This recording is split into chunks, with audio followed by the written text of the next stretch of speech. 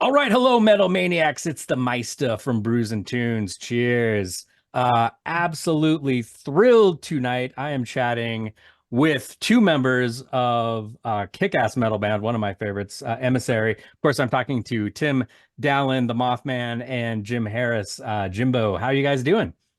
Good. I'm doing Awesome. good. Awesome. Dahlen. Dahlen. Dahlen. Oh, Did I say Dahlen? Did I? Yeah. Dallin, Dalen, Dolan, whatever. Dahlen. He gets Sorry. it all. Yeah, Mothman. that's We'll all call good. you Mothman. Mothman, that's why. Yeah.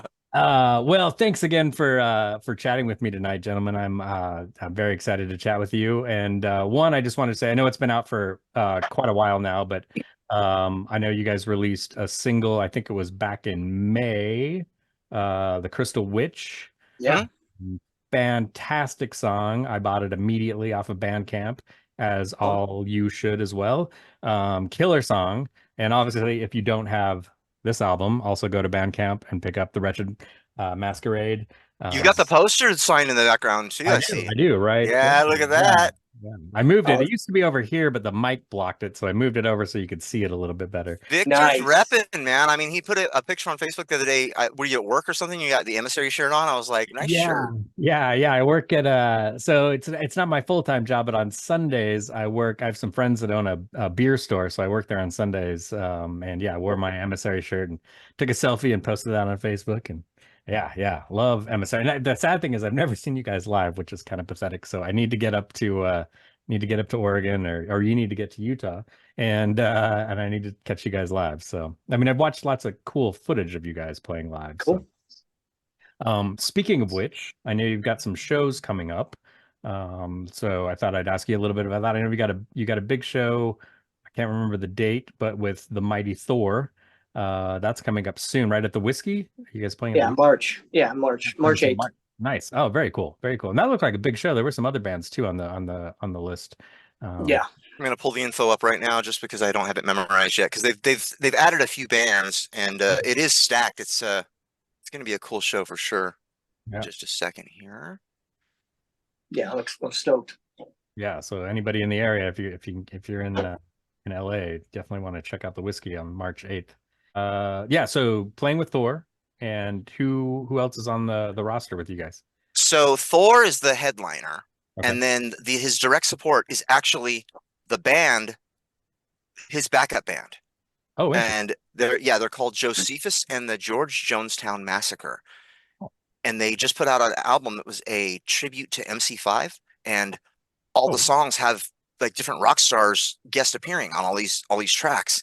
So I think I don't know if I'm assuming that it was like this, like, hey, we want to go on tour with you. Okay, well, I need a backup band. Why don't you guys, or the other way around?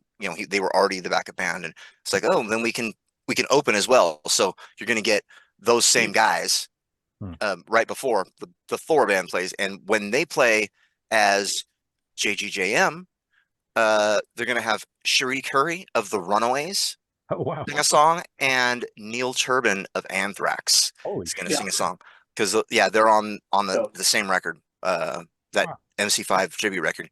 So first you get the very first act, I think, is Synth Fantastic. It's like a guy that has two keyboards. He plays metal keyboards with like programmed drums and stuff. It's just a one-man band. Nice. Somebody called Iris, IR exclamation point S. I haven't been able to find him online. I'm not sure what that is. A Brazilian acoustic, kind of like a folk singer, like, named Ana Lopez, and then the bands start. Then you get Curfew from Arizona.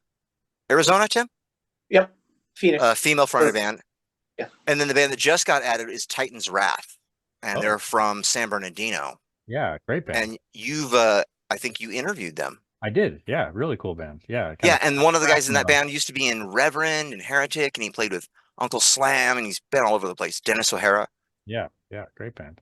So yeah, and then us. We got the 10 o'clock slot, so it's Oh, sort of like one, two, three, four. It's five acts, then us, and then you get Thor's band being the opening act, and with the rock stars guest appearing, and then Thor. So it's gonna be pretty amazing, I think. yeah, that's gonna be a killer show. I've never played the whiskey. I'm the one guy in the band that hasn't.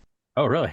Wow, that surprises me. Yeah, yeah. Our Yeah. drummer, our drummer isn't able to make this show because he's got a temporary medical issue. So, Timmy, talk about our our fill-in?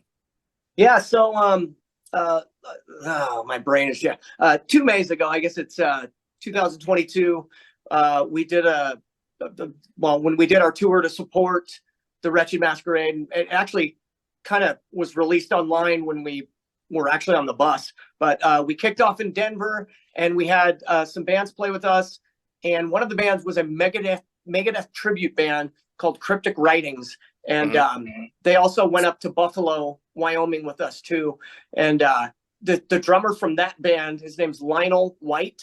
And the guy is obviously he can do the job since he played, a few years playing a bunch of Megadeth songs. So I hit him up, or he saw that we needed a drummer, hit up Jymbo, and then I kind of gave him the details, and he said he's all in. He's been working on the songs, and sending us video updates of him playing the material. Yeah, so he's ready to go. We're stoked to not have to pull out of the show, but we understand obviously our drummer can't really use his arm right now. So yeah, but we're stoked to have somebody that we know, that we've seen play, join us for this kind of historic Emissary show. It's our 30-year anniversary. I mean, it's sort of almost 31 years, but we didn't, we only played one show last year. We played with Sebastian Bach. We weren't able to get any shows because, after the pandemic, all the bands that wanted to tour, or, every venue we got a hold of, sorry, we're like booked 8 months out. So we only played one show last year. And then, and it was the day that Crystal Witch was released. Yeah. Was it the day after? No, I guess we released it. It was the day before, I think, actually. It was the day before. Okay. The Friday. Yeah, so Saturday. Yeah.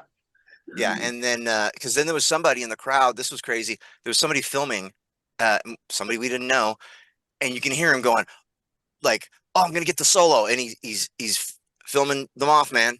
And then he goes, oh, now it's going to be over here. And he goes over to Charlie. Like, he knew where the different guitar solos were. So he'd been listening to the song all day or whatever. And now we're doing this. It's calling this our 30th anniversary because it was 1993 that we met. But when we got after we released our first demo and started playing out out of town and the bigger shows and all that, that was 94. Yeah. So that would be 30 years. So yep. Oh, very cool. Congratulations. That's awesome. Yeah. Thank you. Amazing that it's been that long. It's like, right. Good Lord.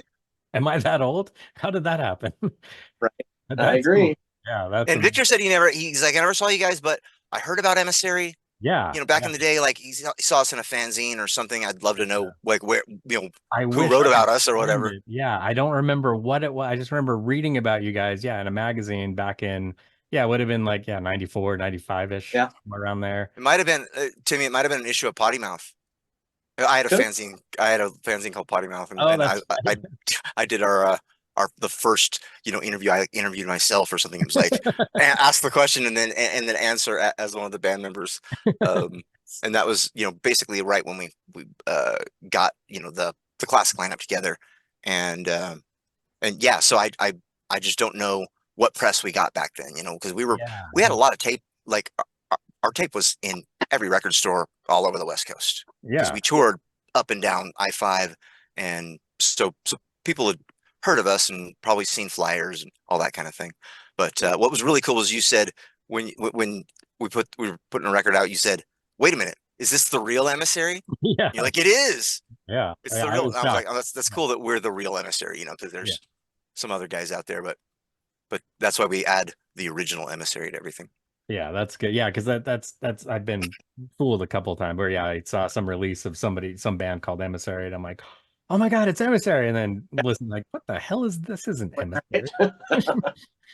That's awesome. Over the years, he's been hoping for a record from us, and then he gets, some other guys and goes, wait a minute. These aren't the droids you're looking for. These aren't the metalheads you're looking for. Yeah, crazy. So I have to ask, with the release of, and I know it was a while ago, but with the release of Crystal Witch, does that mean, I'm hoping you're going to say yes, that there is a new album in the works? Yes, it does. We're Mr. Dahlen, go ahead and talk about that.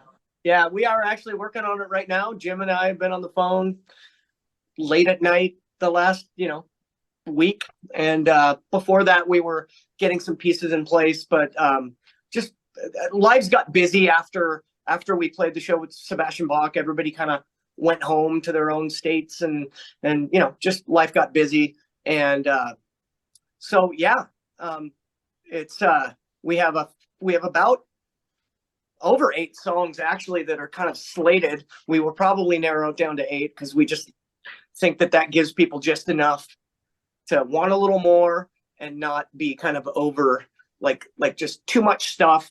Yeah. Sometimes it'll get you a little bit clogged up and won't be as memorable. So yeah, we have some really cool songs that we are working up. We have a few of the songs that are already done, but now we have to go record them and officially get all of that stuff done. But yes, a new album is in the works. Not sure when it will be complete. I'm hoping maybe late spring, early summer.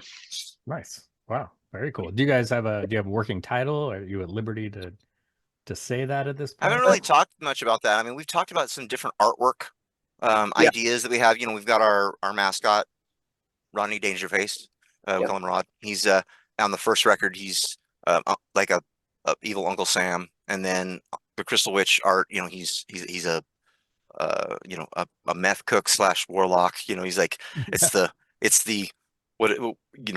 the magic of the sorcery of drug addiction. Is what that song's about. So so we've got him in a couple different scenarios. So it's kind of like a Vic Rattlehead or Eddie from Iron Maiden. Just put a different costume on him. And we've thrown around some ideas. Talked a little bit to our cover artist Danya Tomi, who's amazing. Just what an incredible dude and a great artist. I'm gonna discuss some things with him, some different character ideas, and he usually sketches something up and he throws some ideas in, and he'll put some little thing in there that we didn't think of, like on the Crystal Witch art. If you notice that the bubble that he's cooking in, it's all lit by Bic lighters, all like the colors of and you can see that they're Bic lighters lighting it, like somebody smoking meth. Yeah. So he'll throw things like that in, just weird little things that we'll find in the art later and go, that's so cool. The album cover for the Wretched Masquerade, there's all kinds of stuff hidden in when you look on the back of the cover, when he's standing in all the rats, and if you look really close, there's different little things, and there's text hidden in his face and all kinds of stuff. Oh, nice. Yeah, it's pretty cool. And as far as the name of the album, Jim and I kind of came up with one that kind of stuck with me, and so I hopefully it goes that way. But I don't know if I should even mention it, but yeah, I don't want to get you in trouble. but we don't know if that'll be it. But cool. But we got he and I we've been batting around a couple ideas for a long time, and it was going to be one of two things, and then we were talking on the phone the other night, and I think we just decided that the album was going to be called "Choking on Chocolate." Most likely. The joke there was that I took a bite of a candy bar and I started choking. He's like, that's the name of the album, Choking on Chocolate. Choking on Chocolate. So no, we have a few song titles we could probably drop and please. Yeah. Timmy, you think it's time to do that or no? Sure. No, I'm stoked with that. I'm proud of those. Yeah. So we have the Crystal Witch is going on the album. Great. Charlie wrote a song, gave us all the music to it, and said, he was married to how it went. We were going to maybe tweak some of the things, but he just gave it to us finished with all the parts. Oh, wow. From front to back, and I did nothing to it but put vocals on it and listened to it back. It was like, wow, this actually sounds like it could be an Emissary song. Like we thought maybe it wouldn't really fit, but we're really digging it. That's called Beyond the Dark. Yep. Today, the song I'm working on is called Delusion on Demand. Nice. And then we have a couple songs that we were reworking from the old days that have there were demos from way back when. It's like, we could probably do something with these riffs or whatever. And we took some riffs out of a song called Losing Battle, and that's called Chains of Mediocrity, and took the riffs out of a song called All in Vain, and that is called Doomsday Clock for now. These are working titles, could change. Yeah. I think we mentioned before in the last interview that we have a song called Death Perception. Yes. Death Perception. That was Tim's title. And then a couple of other songs from the old days that we might be reworking. A song called Prisoner of Technology and a song called Falling from Grace.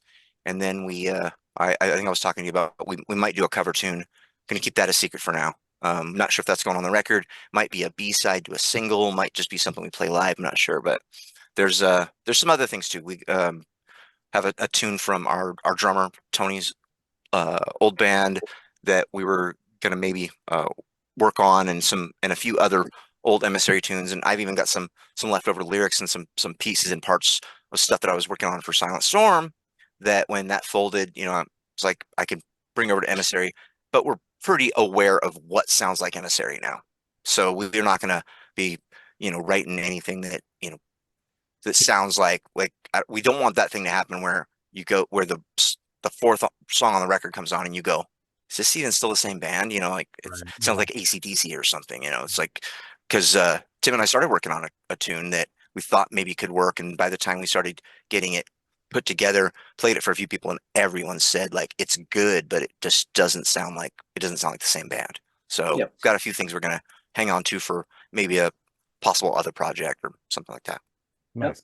Yeah, that's an interesting. Yeah, that's cool. That's an interesting. If you don't mind, I'd kind of like to delve into that. Like, yeah, the sound of a band and like trying to figure out your sound, and then like working songs. Like, yeah, I would imagine that can be tricky, especially with, you've got 5 guys with, different opinions and backgrounds, and that's got to be interesting because there definitely is an Emissary sound, and you want to try to stay true to that sound, but at the same time, like, experimentation isn't a bad thing, but it can be dangerous. I'm sure, like, I would imagine sometimes that's a little bit of a struggle as a musician, because as a musician you probably want to grow, but you want to also not alienate your fans. So I would imagine that can be difficult. We don't want to end up with Cold Lake. We don't want to end up with Load or Reload. We don't want to end up with, then the Motley Crue record with John Corabi, or like the one record that nobody really likes by a band, like the Slang by Def Leppard, or it's just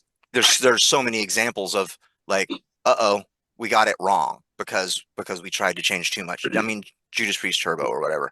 As long as there's still enough elements of the sound that everyone's familiar with, you can blend in newer things or whatever.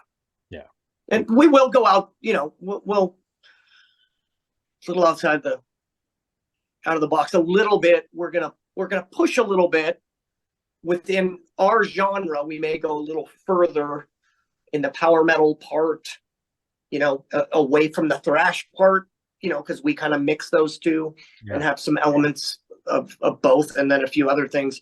So we may, even Crystal Witch was a little, we felt like we elevated it with that song. We're like, okay, more vocals, more guitar parts, more, let's build on what we did on Wretched. And, and that was our first newer song in 30 something years, because everything on Wretched is stuff that we touched upon back in the day. So we'll definitely give people won't say this shouldn't be on the album, but they'll say, cool, they're going a little deeper on this side on this song. And I'm excited for it. Excited to do some different stuff. Yeah, that's really cool. Yeah, that was one thing that I think, Jim and I talked about before was what's so amazing is that the Wretched Masquerade is all material from 30 years ago, and it's so relevant both lyrically and I think and musically. It sounds fresh and like a brand new album. Obviously I had heard a lot of it before, from tapes, but when I first picked up that CD and put it on, it was like, whoa, like it's amazing how well that music works in today's atmosphere. It works better now than it did then. I think you're right. I think it is more relevant, and it definitely stands up. And the beauty of Wretched is we were able to elevate all of those songs. We did do tweaking to every song. We added something new, different parts, maybe changed a little of the riffing. Jim changed some of the melody and the way he delivers the vocals, because we're all better now. We're all grown up. We've been doing this a long time. We're all way more experienced in life and in music. So it was exciting to see how they would actually come out on, in, today with a real producer and a real mastering guy, and be able to polish it the way we had always wanted to polish it.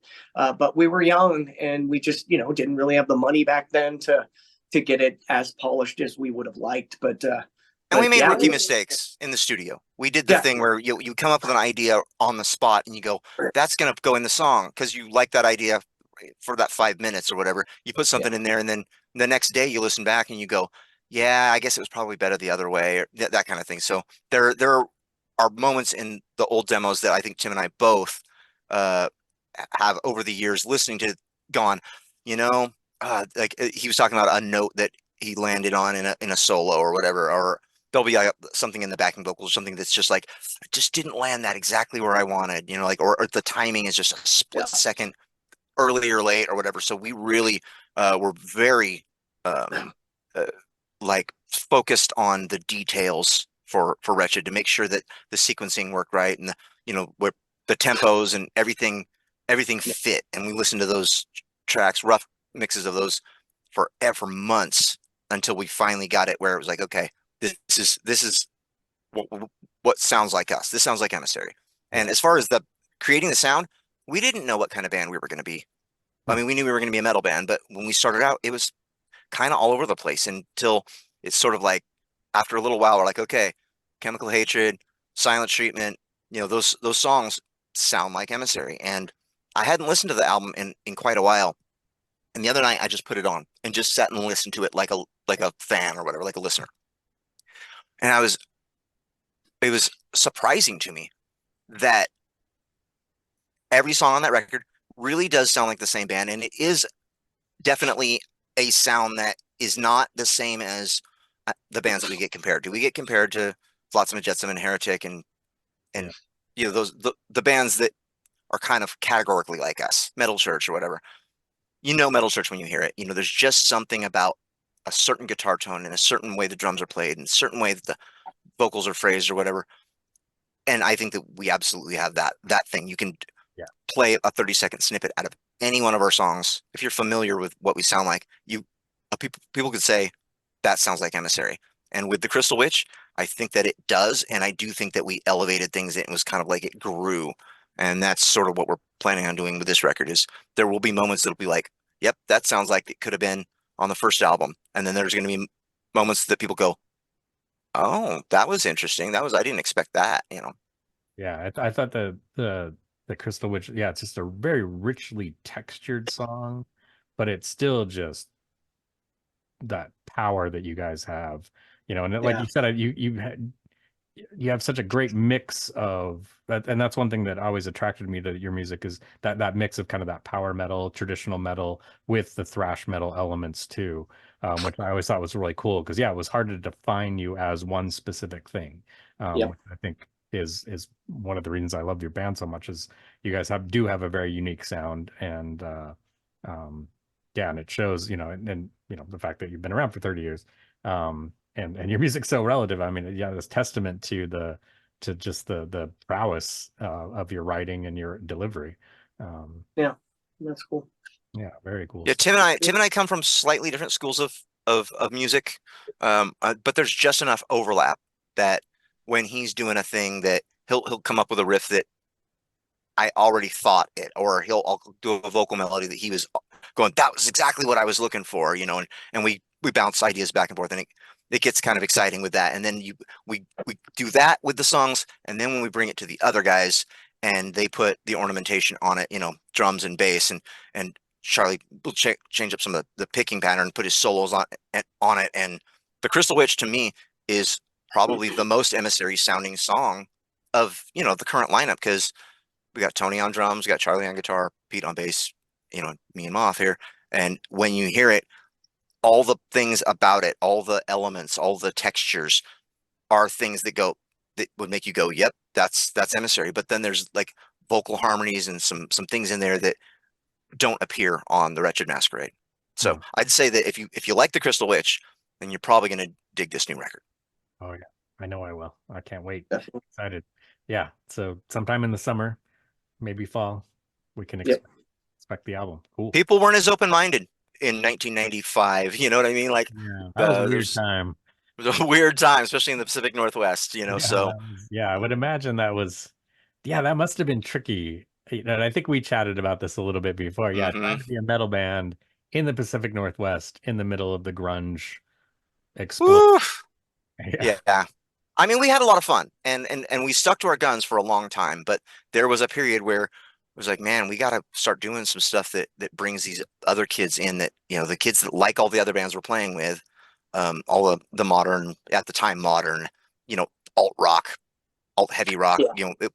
Even I don't even think grunge was, because there were so many other things happening. There was grunge, but then there was like White Zombie and Tool and all these kind of things. We tried like sprinkling some of that in to a few of our tracks, and it was fun at the time. But now listening back to some of the old demos that we didn't even release publicly, there was some stuff that we went, yeah, that actually does sound like a different band.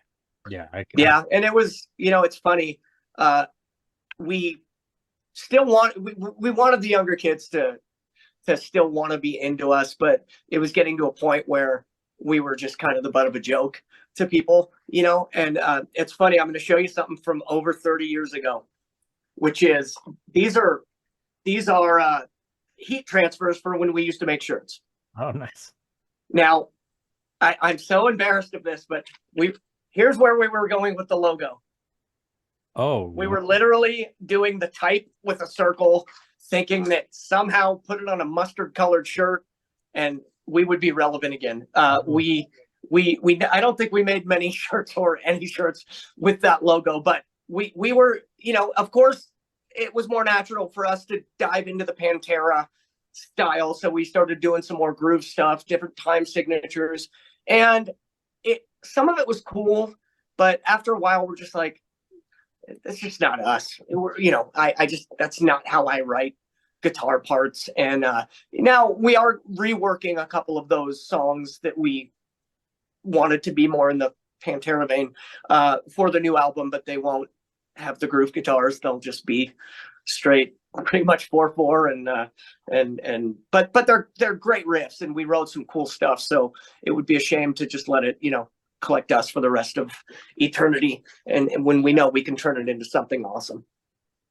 Yeah, now that since metal went away so much, that where nobody liked anything that was even slightly 80s or whatever, and there's all this retro stuff happening, and there's young bands coming out that kind of that we could tour with very easily, and their fans would like us and our fans would like them.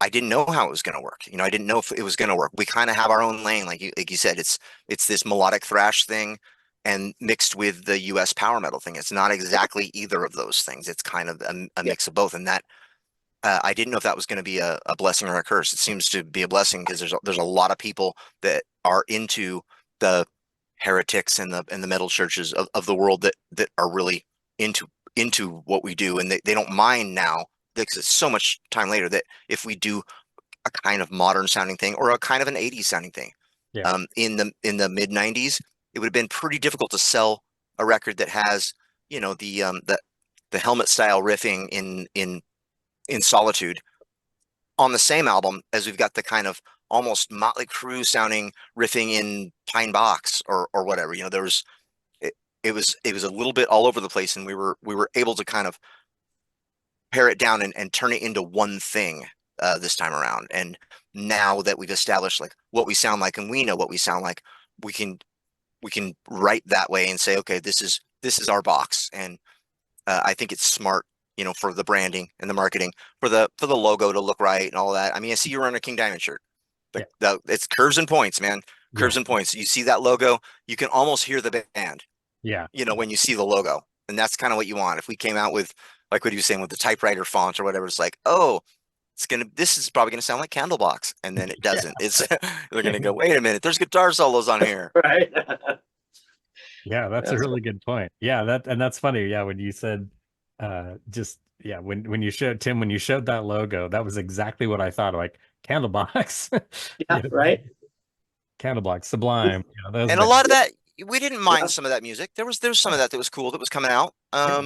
And Tim had another band that was quite a bit more like that, and a band with Pete, and they did some of that kind of thing because they still wanted to keep performing, and in the in the late '90s and on. But I was I'm stubborn. I was like, man, I'd rather not play music than play music I don't like. Yeah. So, as you know, I mean, I did a bunch of other things in the industry, Yeah. but work behind the scenes and promoting shows and worked at a record shop. I wanted to sort of keep that relationship with heavy metal, so it never went away from me. I never did that. I never did the, you know, go and play in a band where you're wearing like, brown corduroy and everybody's got like they're playing a Mustang guitar because they're like, oh, we can't dare play a Flying V Yeah, the or Flying anything like V. that. It's got to be out of tune. It's all low and low singing and songs about your heroin addiction or whatever. It's that's kind of what I could have joined one of those bands, but I was like, I don't want to do that. Yeah, you've got the vocal range. You could probably do a lot of things, but I'm glad you didn't. So, And some of it wasn't bad. oh, there's some good stuff. I tried to not like Alice in Chains, but Oh, I love they're it. one of my favorite bands of all time, and that influenced that next band that I was doing with Pete. It was just more like that. It was more like just kind of more mellowy harmony stuff because I liked especially the Dirt album and Jar of Flies. I love those albums, and was very influenced by Mad Season, which is guys from Pearl Jam and guys from Alice in Chains, and that album really was the one that inspired me to start writing that kind of stuff. So, but I still love the metal stuff, and I came from the Bay Area, so I grew up in the Bay Area, and got to be part of that thrash scene and watch all of those bands, including Metallica, in clubs. I hate aging myself, but I got to see that, and then I got to see the rise of that kind of music and bands like Exodus and Death Angel, the Bay Area Testament, the Bay Area bands were really, really the basis of my guitar writing. I would say that's what inspired my writing the most. And, when I did the next project, all of that was out the window.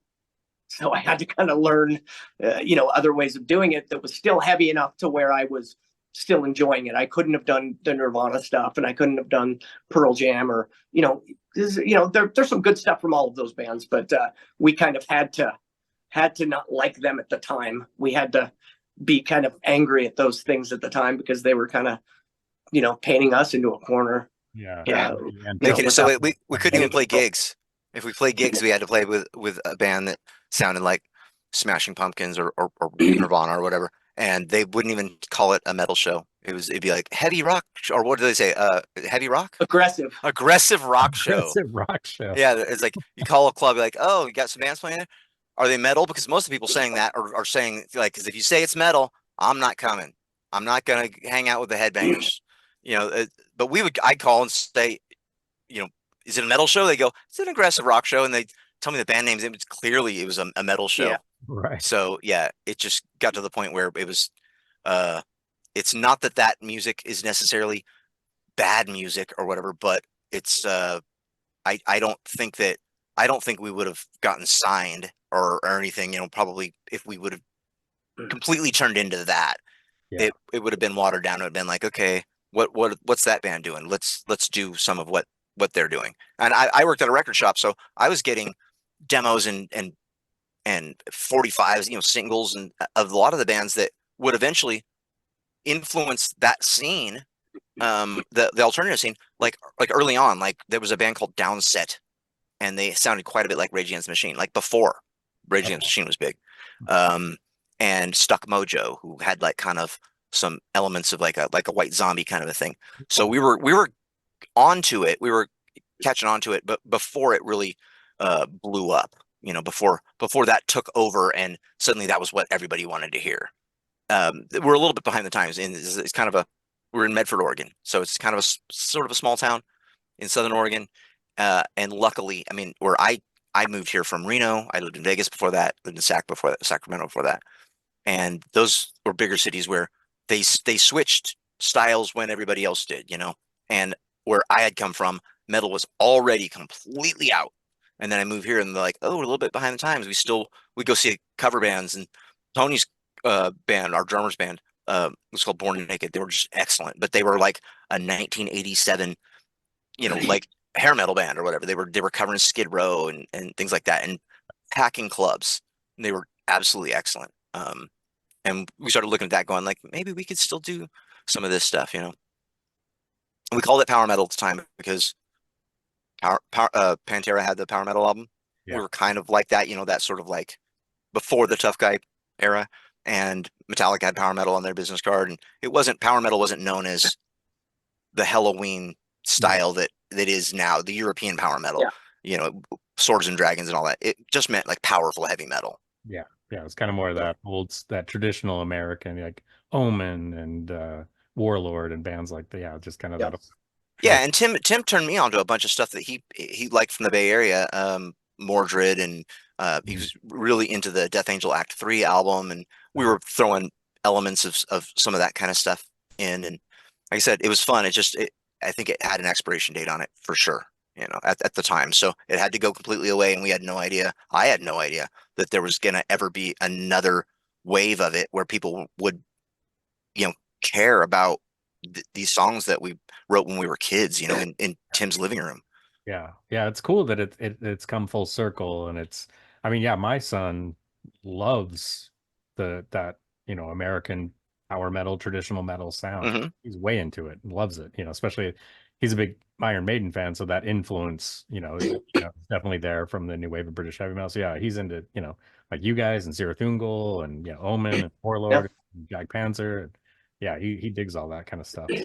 Yeah, he's in his 20s, so yeah, it's cool to see that come full circle and see. I would imagine for you guys, it's got to be really cool to have, look out in a crowd and have young people there. I've seen a lot of, I haven't been to a show, but I've seen a lot of footage of you guys, YouTube playing, and there's a lot of cool to see anybody there at all.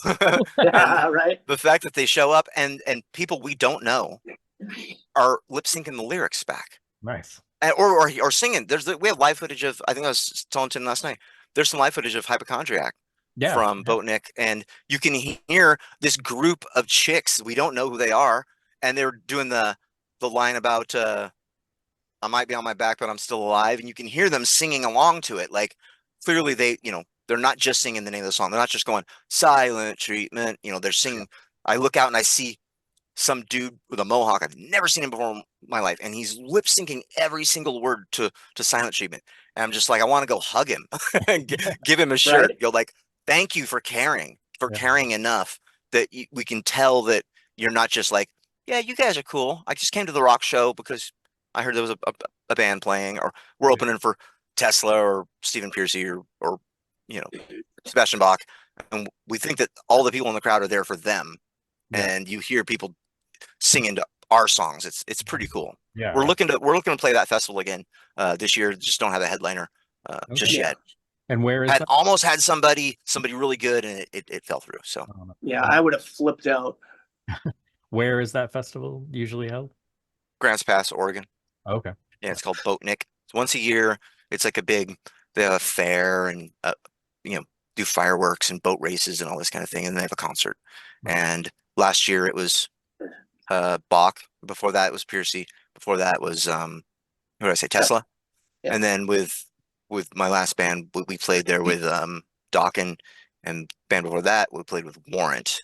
And the year before that was Jack Russell's Great White, but I didn't play that year. That was the year that after they chose apparently the wrong kind of band for an opening act.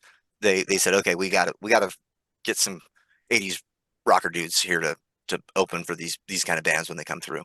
Right. So well, yeah, Boatnik. I need to make sure I get to. I've seen some footage on YouTube of specifically you guys playing at Boatnik, and it's incredible, fantastic. Always a big stage. Sounds great. Yeah, great crowd, and we always sell a lot of merch, which is fantastic. Great experience. That Tesla show, that first one, that when we got back together, our first time on stage in 25 plus years was an experience. Getting to play with a band like Tesla, a band that I like, and am a big fan of. Actually, I used to go follow them around, in the late 80s and stuff with a friend of mine, and being able to do that, and then looking out at the huge crowd, and just it was a wonderful homecoming for us to see all these old, and me especially, because I don't live in Oregon anymore. So to see all these faces I haven't seen in almost 30 years out there. They're all a little older and a little balder and a little different looking, but they're And the all guys too. there. Yeah, right. Yeah, I mean, signing like hundreds of autographs and yeah, that was selling crazy. just shirt after shirt after shirt. Like we got our merch table right next to Tesla's merch table, and people like in line there and in line for us. And That's great. Tim and I hugged at one point. And I think I almost started crying. It was like, wow, we did it. We came back and this is working. Yeah. Definitely better than the first time.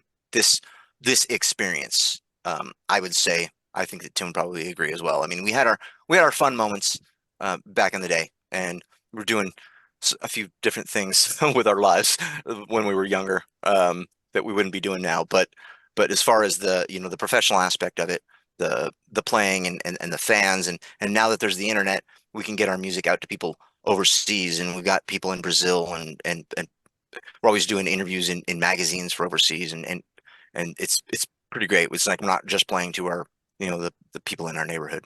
Yeah. Yeah, and the support's my favorite part. The support of people, and now we're older now, but we have people that we know. Like it was really cool. We played a festival a festival in Chicago, and Mark Bridie from Jag Panzer went, and I knew he was going because I was talking to him before he left, and then all of a sudden some stuff happened that night.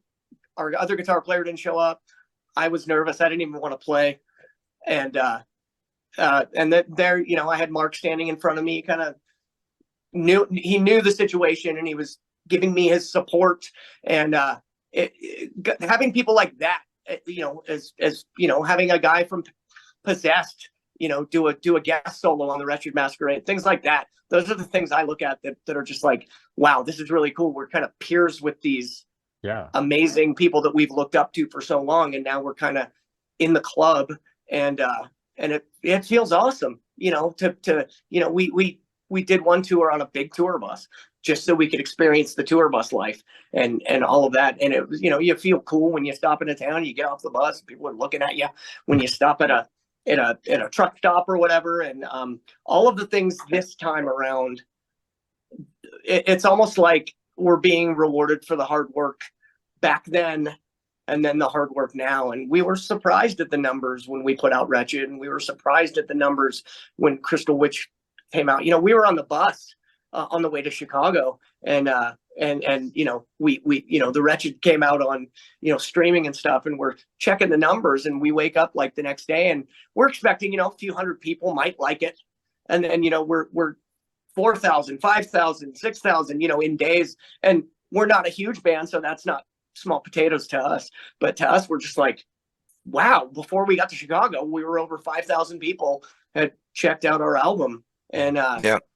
it's just stuff that we're just blown away. And Jim and I do get a little sentimental on that stuff. I remember when we opened for Dawkins years and years ago, we kind of gave each other a hug, and we're like, dude, this is our, it's our first big show. Here we are, we're playing with some of our idols. And it was not including Juan, but it was the real classic lineup, the original guys, and getting to stand in George Lynch's spot for 45 minutes before he's coming out, and just those moments of we did it, we worked hard, we wrote this stuff in my living room.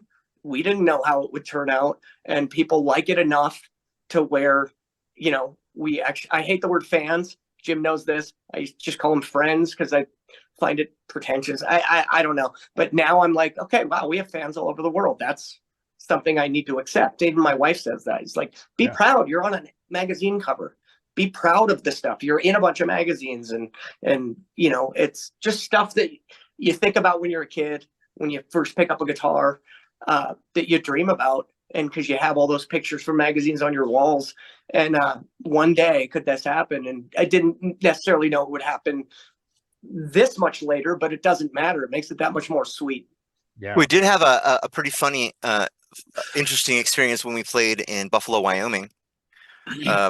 Several funny things happened, but the thing the story I'm going to tell, I haven't told in an interview yet. It might trigger some people, but whatever. I'm going to tell it anyway because I think it's a funny story. We got paid to do an autograph signing, like a signing, a meet and greet Okay. after the gig, and we get to the place, and it's just this small town, and I mean they're still smoking cigarettes in bars there. I mean, they don't have. It's weird when we rented the venue. Tim had to like print out a paper check and mail it to them. They had no way to take a credit card over the phone. They're just like stuck in. Yeah, it's like, yeah, the kind of town that I'm sure they send people to when they're like, whatever, in witness protection, because it's like this town that almost doesn't exist. Yeah. And we walk into the place and we're still done up in kind of our stage gear, leather pants and, eye makeup and stuff. Walk in and people, I mean, we as well been aliens or whatever. They just never seen anything like that. And we're sitting there and the bar owner, he looks at Tim and he looks at me, looks at Tim, looks at me, and he goes, "Hey man, are you guys a couple?" Yeah. And we're like, Sure. What? And I look at and Tim goes, "What?" And then I kind of look at him and I kind of look down at my clothes and the spikes and all of that, and I'm like going, like they don't know that's like what rock dudes wear or whatever. They're like, "Oh, this is some weird stuff I don't know about." Like, are you guys a couple, man? And we laughed. We said, "No, we're both married, and no, not to each other. We've been married for a long time." And he's all, but we've come close. Yeah, we've come close a couple times. In certain do that. Situations where something might cross over. Yeah. So we won't get into that. Yeah, we've been married for a long time and not to each other. And he's like, "Oh, okay." And as soon as he's kind of like, "Okay, I get it." And then I looked at Tim and I said, "Man, this is going to be hilarious when we get home and we tell our husbands."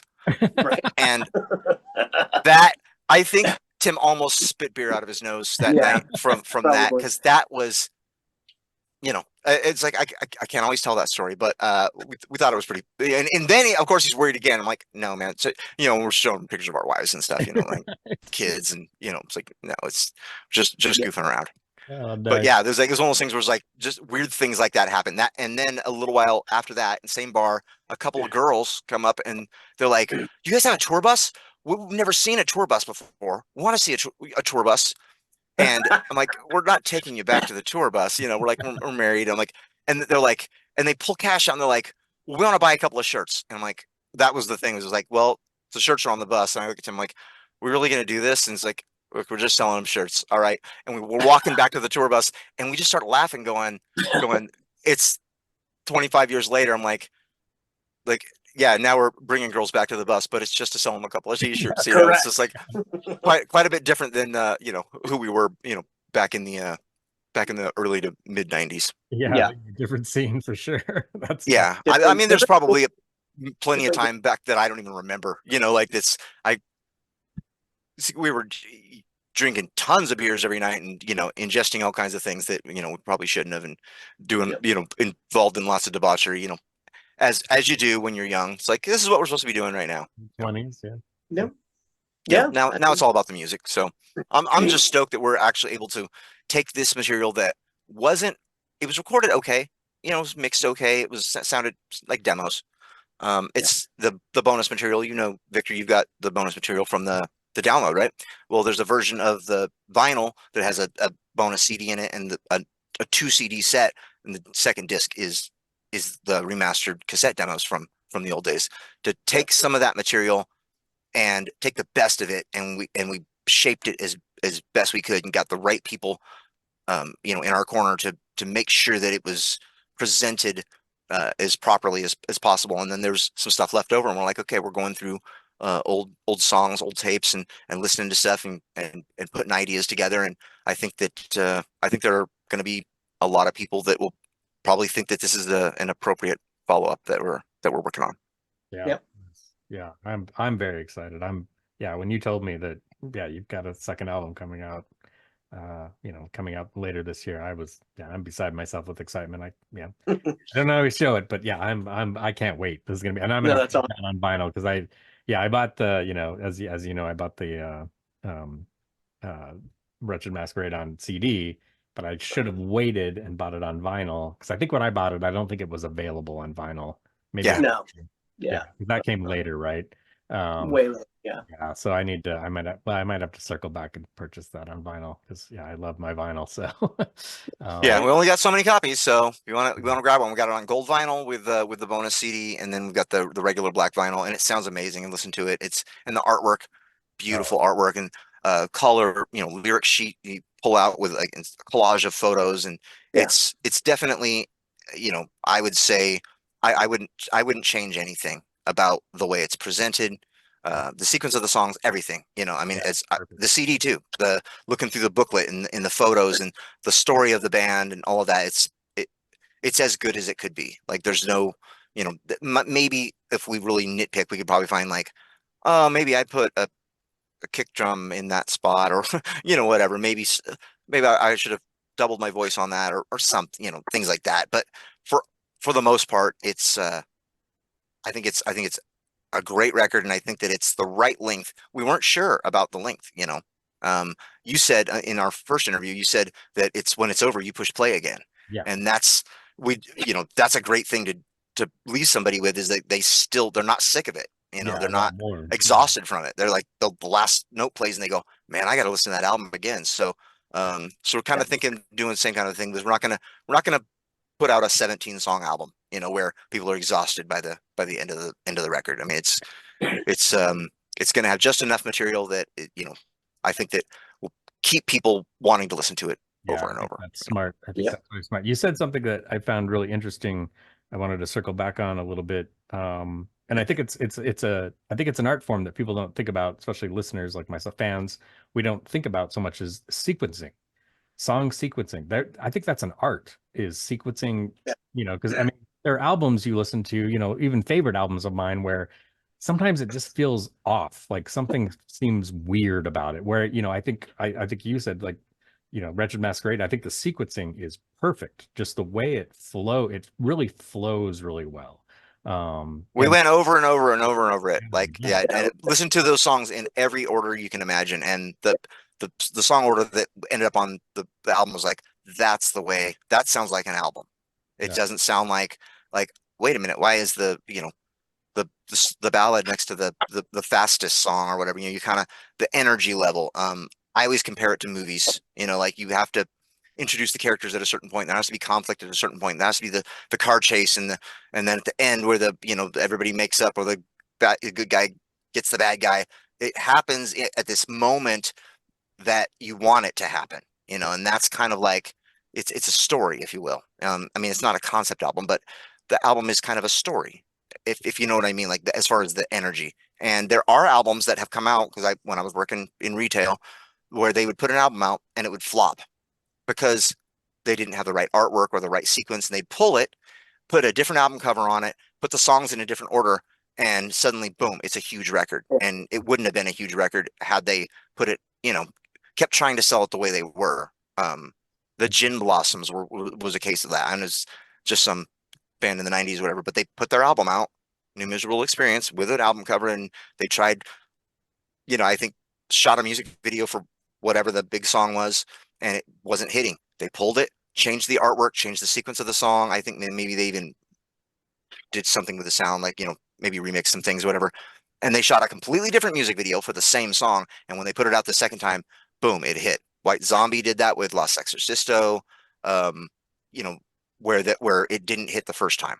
It comes out and the timing's not right or whatever. And then you have to wait. And then they do another push and you never know if everything's going to work together. And I think with the Wretched Masquerade, I think the artwork, I think the logo, the color scheme, the photography of, the pictures of us, yeah, the sequence of the songs, everything just matches. It all matches. It gels the way that I say, Shout at the Devil is like the best example of that, that everything matches. The colors and the artwork and the costumes and the song titles and the order of the songs. Like you couldn't improve it. You couldn't make it Yeah. better. yeah. It's not just an album; it's an experience.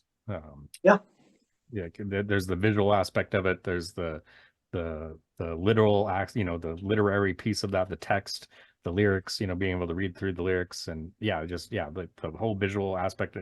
Yeah, it's one of those albums. Yeah, I like flip through while I'm listening, I'm flipping through the liner notes and checking out everything, and yeah, it's yeah, and then now well, the other reason I need to buy it on vinyl is because now I'm gonna have to take a microscope to, to look at the Right. album cover To the with, art, to the artwork. the artwork, because I'm old and my eyes aren't as good as they used to be. So, but the CD, I'm like, oh, what?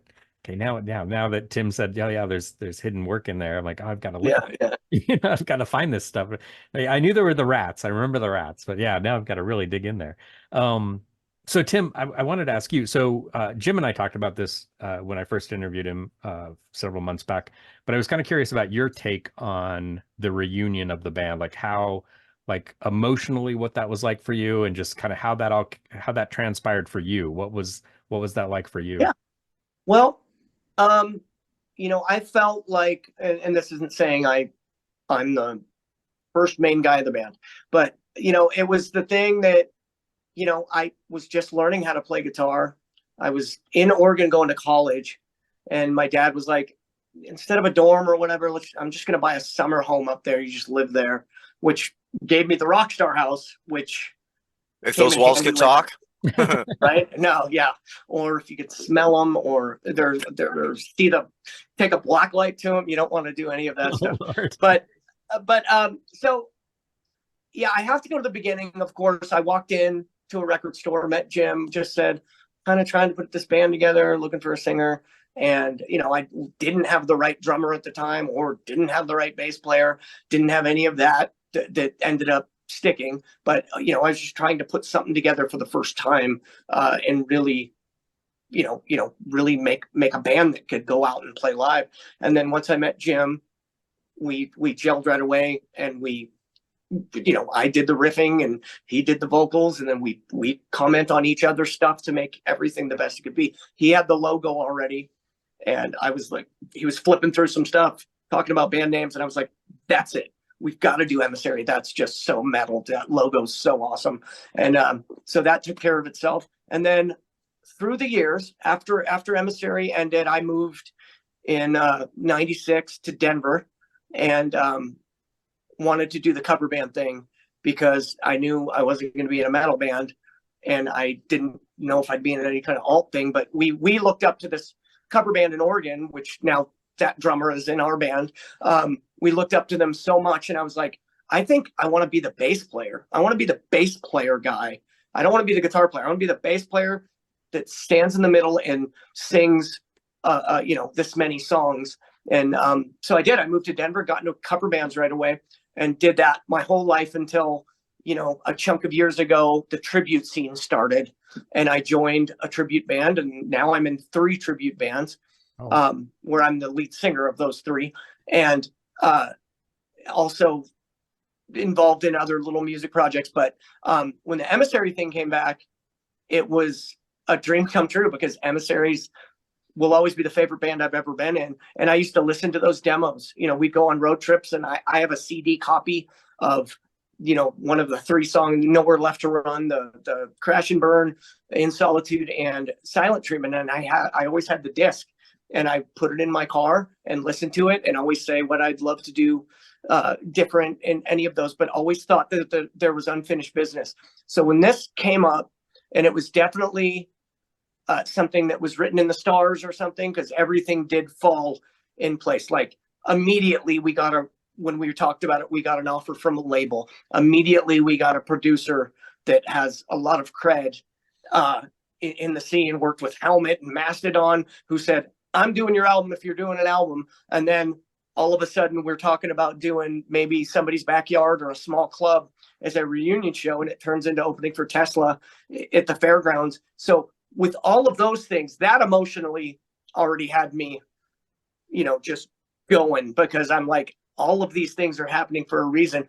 I was in another band on another label, as Jim was, and we had a tour bus and had all these festivals lined up, and all of this stuff lined up, and then COVID hit, and that was just done. So right after everything got shut down, the Emissary stuff, we started talking, and it was just going to really be maybe just record these songs again, just so everybody has them, better now, because we all have home studios and stuff. And then maybe it also was the talk of, what if we all met in Oregon and just did a reunion show, like in a club or a backyard or something, just to drink beer, talk about old times. And all of that turned into what it is now. So I get very emotional. I get almost teary at times on stage. I did our first show back. I walked out there and they kind of had me go out. I was going to play some intro music, on the backing tracks, and it was going to, set it up for when we're going to come out. But they were like, you just play something. You go out by yourself, play a little guitar stuff. And then when it's time, people will start walking out, and then I'll start silent treatment, start doing the tapping part. And I remember walking out by myself. It was the first time ever I wasn't scared. Don't ask me why, because it was one of the biggest crowds. And I remember pushing my volume pedal up and then starting to play this thing. And I had a synth pedal playing, so it sounded more dramatic. And then instead of hearing, yeah, you guys are great, hearing for the first time the roar of a real crowd. It was just, and then each time somebody walked onto the stage from the band, you could hear it again. And it was like, this is exactly where I'm supposed to be right now. This is like full on my dream come true. And then since then, my emotions have been, just about the same with each new thing, streaming or just any accolades, magazines, all of these things. It keeps me like just kind of blown away, but emotionally stepping on the Tesla stage, I would say, because since it was the first one, I got a little emotional, and I really felt it. And then I'd look over at Jim and just be like, I can't believe him and I are on stage again. I can't believe we are on stage again doing this. But instead of us being on stage again and playing a club and trying to get noticed, we're opening for Tesla. And it was just, still, I get kind of giddy about it, because it was just, it's amazing. It's a full-on real dream come true, and I don't want to ever stop. So let's keep writing, let's keep doing albums until I literally can't play the guitar anymore, or Jim can't sing anymore, or whatever. So yeah, so it's so close to my heart. I love the tribute stuff. I love it because I love playing in front of crowds. A lot of people say, yeah, but they're not cheering for your own music, and I'm like, I don't care. I like getting the crowds engaged. I like singing difficult stuff. I'm in a Linkin Park one, a Jane's Addiction one, and an Offspring one, and they're all kind of different, but it gives me what I need for the stage part and the energy part and the crowd part. And I like all the songs by all the bands now. I didn't when I joined some of these bands. I was like, I don't even like this band, but you want me to do it because most people, I'm not saying I'm a good singer, I'm just saying most people can't sing as high as a lot of these guys, and a lot of people can't do the Chester Linkin Park stuff, but for some reason that's where my voice lives, up there screaming and singing and singing really high. So I was grateful doing that, but that's a different feeling than the Emissary. The Emissary is my baby, and that is now being nurtured again, and it hadn't been nurtured for so long.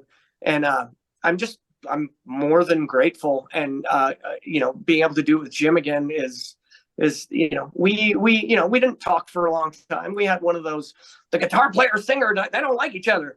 We did that for a while, and wasn't fun. It was a pretty bad falling out, or just some dumb stuff, that you just can't even remember what most of it was about. It was just like a little thing here and a little thing there, probably, whatever, fighting over a girl or something, and we were roommates too. I mean, we lived in the same house and did everything together, like I was hanging out all the time and band all. So, a few years of that, people just kind of start getting sick of each other. And we were both, immature guys. I'd say that that's probably accurate. That there was some situations that weren't handled as best as they could be on both parts, and it was one of those things. I never thought that. I just was like, I kind of resentful that we never got to put a record out. That all we did was demos, and we were recording an album. And blessing in disguise, it's a good thing we didn't put that record out, because it would have had that groove metal stuff on it. We would have used the goofy logo. It would have been, we were on our way to doing that record, and the band split up before we actually released that, making it so when we got back together, we can go back to the real logo and the real songs and all of that, So again, blessing in disguise that it ended ended when it did, and everybody just went their separate ways. And I'd never And thought that we'd never do any of this again. So for me, it was a huge surprise. And it came at the right time too. And and Jim and I, before we even really delved into the work, we had real, hours and hours and hours of conversations talking about those old times and talking about some of it was fun. And we also hashed stuff out with each other. I thought you were like this and you thought I was like this back then. And you thought these were my motives and I thought these were your motives. And, we really got through it to now we're like super, like, can't think of somebody else that I'm actually this close to that I would talk to about certain things that I talk to about. So it's, and I did miss that over the years. I missed that friendship. I don't think I had anybody, like that in my life and kind of until this rolled around again. And so well, it's interesting. He talked about there's a movie about a band called Siren. Yeah. It's like a documentary, and they had I'm too old for this. If I shit, can say you can say shit. Yeah, I'm too old for this shit. And I guess Doug, the singer, wasn't getting along with one of the other guys. Same, like a similar kind of a thing, and they were like, they were bitter and didn't, and then they worked it out and got back together, and now they play Keep It True, and they're putting out great records. What a great band! And Siren is like, they're always commenting on our stuff, and we're kind of similar to them. So Tim's talking about like we should take some of we got old video footage of rehearsals and us in the studio and live things, and we could probably make one of those kind of documentary films. So if anybody's watching this who does documentaries, who can take together a bunch of grainy old footage and interview us now and make one of those movies, kind of like the Anvil movie or whatever, showing this like they almost went completely away, but then at the last minute they got back together and it's better than the first time. It's Cinderella's story or whatever. Yeah, exactly. There are a couple documentaries. I actually know the people in both. There's one called Here I Go Again. I don't know if you've ever seen that one. A band from Florida, kind of like Siren, that they were a glam band and they wanted to get back together, kind of now, maybe about 10 years ago, and see if they could kind of do it again. But they were in the Colorado Springs and there's some of the guys, and then they wanted to get a show and open up for somebody. It ended up being not Badlands, but Jakey's Red Dragon Cartel.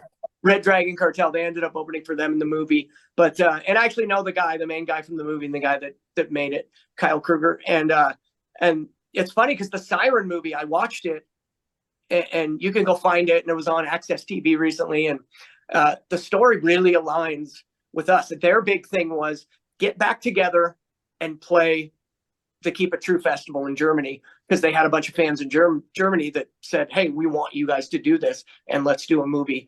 And ours is a lot similar. Our thing was playing that big show, which was the Tesla show that fit. We played some shows that were big before, but they weren't, our style music. We were playing with, big band, ska-ish type bands. And I think we even changed our name for that, did we?